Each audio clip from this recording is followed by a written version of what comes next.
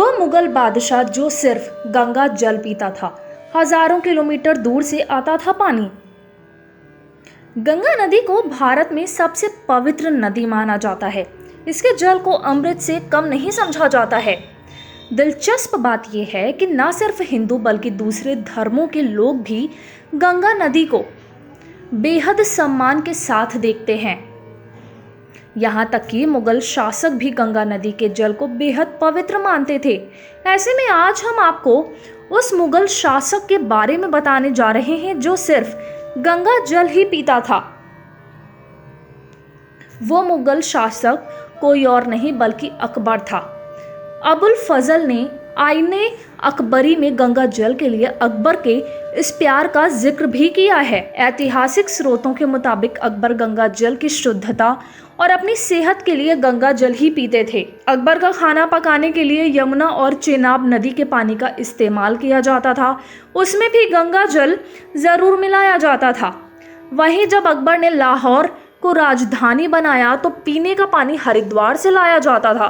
गंगा जल लाने के लिए कई घुड़सवार नियुक्त थे।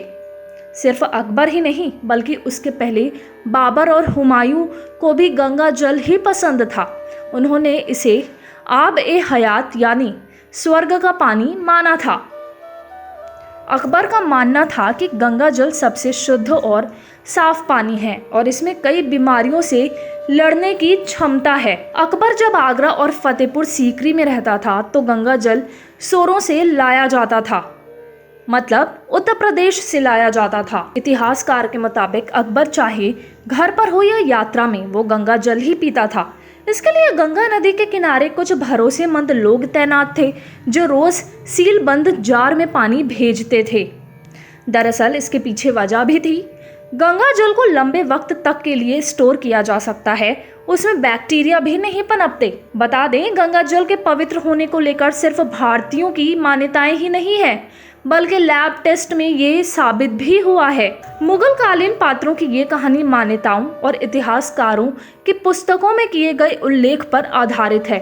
इसके एआई द्वारा काल्पनिक चित्रण का स्पिरिचुअल रियलिटी हूबहू समान होने का दावा या पुष्टि नहीं करता है।